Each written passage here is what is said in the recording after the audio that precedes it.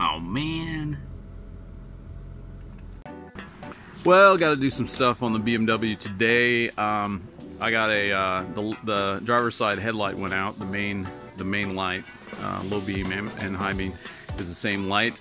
And I got a new replacement online and put it in, and it didn't work.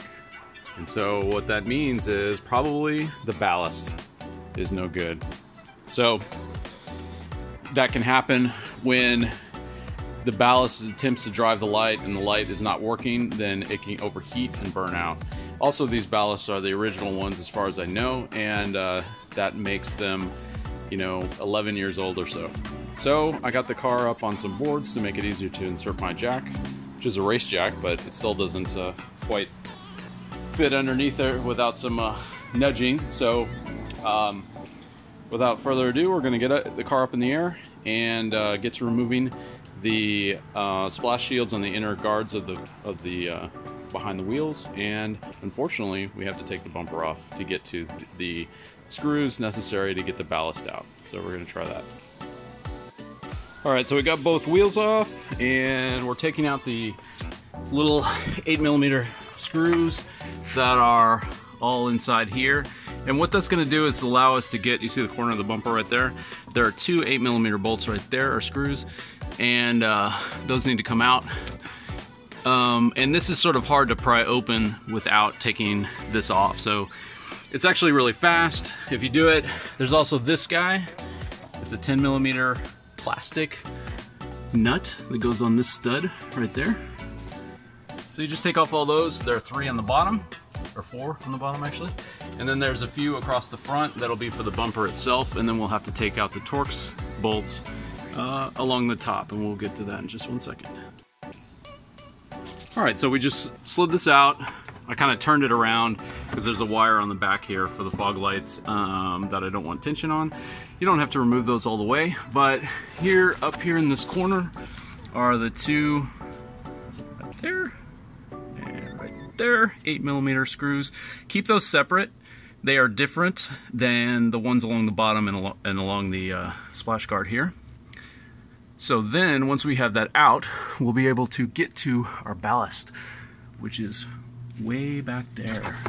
This silver guy right here, the screws are on the other side, so that means taking out the headlight assembly.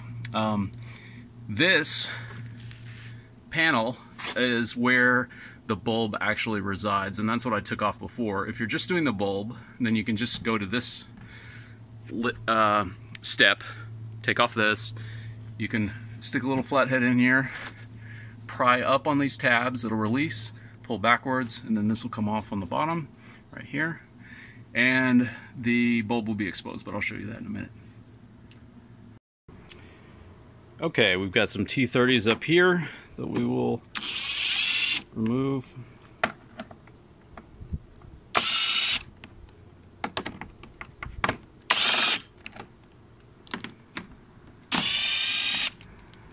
Alright, and then at this point the bumper should pop free. Alright, so going to remove the more T30s. There's one here. There are 2 right back in there. There's one around the back, right in there, and right up there. There's 2 behind the back. And then this thing will kind of swing out, and I never have much faith in these little plastic push-in connector pins, little bracket holders, not breaking, so I like to keep them attached when possible. So make sure don't put any strain on the wires and all that. But you can get this out without taking apart all the wiring. The only wiring that really needs to come off is, if you look in the back, this is the main harness, and this just squeezes on both sides and pulls straight out. Pretty simple. So now we can kind of pull this out and rotate it around, and I've got a nice bucket that I can sit this on. And then that allows us to access the, coming in upside down, ballast is right there. That last screw, that's the one you can't get to. You have to do all this work for. standard BMW. Headlight assembly is kind of rotated out and set there, and that freely exposes the ballast. But now we've got to get in behind here because there's a couple plugs that need to be removed. So to do that, we're going to get ourselves a nice little flathead, and we're going to come in here and we're just going to lift up on this little tab, and then that's going to come loose and lift up on the second one. If I can get it in frame, there we go. And there we go. And this should rotate down.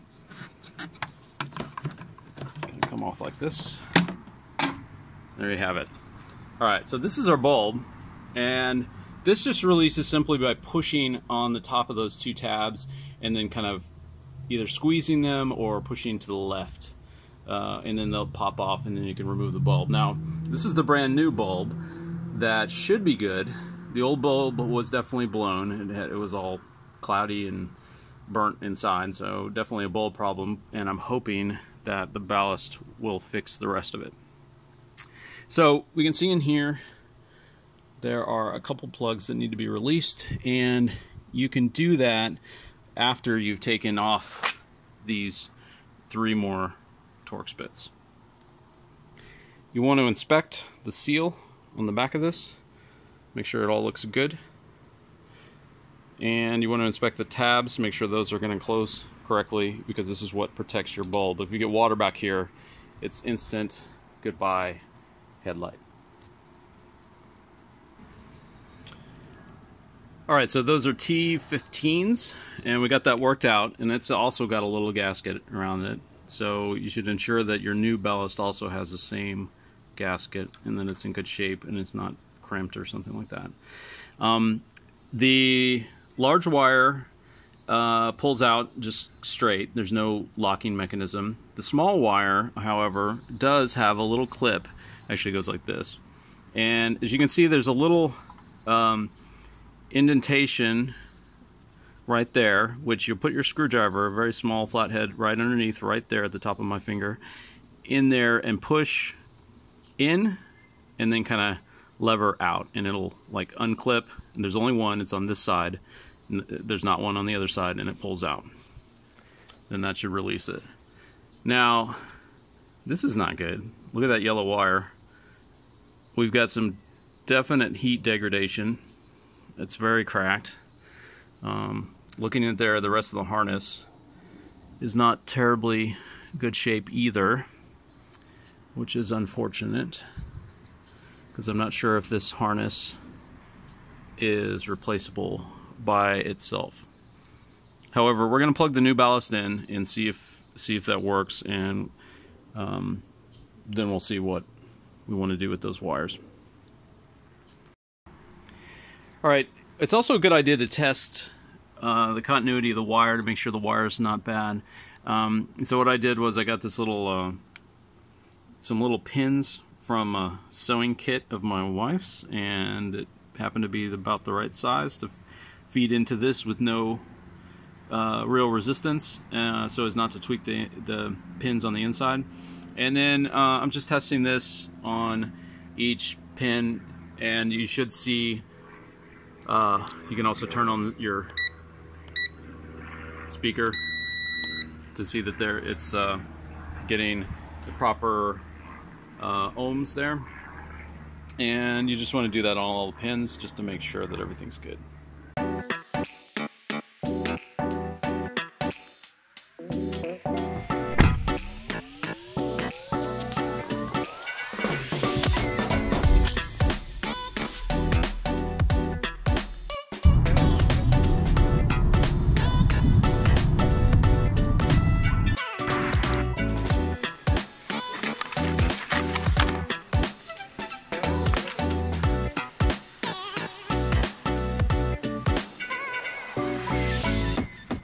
Yeah, so what I'm going to do is, I really don't like, this is the main power wire to the ballast, and they even give instructions right here on the one I got, is that it may fail, and that it can burn the ballast immediately if it's not working. Now, I tested it for shorts, and there were no shorts with my voltmeter, But what I'm going to do is apply some of this liquid electrical tape over it. It's not a great fix, but it will hopefully, and it's also heat rated to a pretty decent level. So if I put a couple coats on there with that, it comes with a little applicator brush and stuff. So I'm just going to brush some on. You let it dry for 5 minutes. You can do another coat, and I'm just going to get in there and try to give it another coat so that we don't have these little cracks of bare wire showing. It's really bad. So let's try that, see what it looks like. Alright, so I went in there and brushed it on pretty liberally, and still got a couple of places where you can still see the wire, but mostly concentrating on the yellow wire, which is the power wire. The bottle says you can wait 5 minutes and give it another coat, which I'm going to do, and then it fully cures in 24 hours, but it should be good to test anyway, more or less immediately. So we'll let that dry for about 5 minutes, get another coat, dry that for 5 minutes, and then we can put this back together and actually test it out. Alright, so we got that coated up a bit, and you're going to want to press this in, line everything up, press this in slowly, making sure the gasket is in place correctly all the way around, and that these things are firmly down on here. You might want to put in one screw. What we're going to do is rotate this back on, connect up this big connector, and we're going to try it out. Basically, you want to have the lights off before you put the key in first, and then we will turn it on, and if it's working, then great. If it's not working, turn it off immediately, because that will potentially save the ballast from getting burned out again. Trying to drive maybe the bulb is still bad, something like that. And then we can go to additional troubleshooting steps if that doesn't work. Alright, key is in the ignition. I hit the start stop just once, clicked it so that it would turn on everything so you could turn the lights off, and let's test it out. Let's look at the daylight running lights are on, that's good, and we'll turn it on. Ah, success.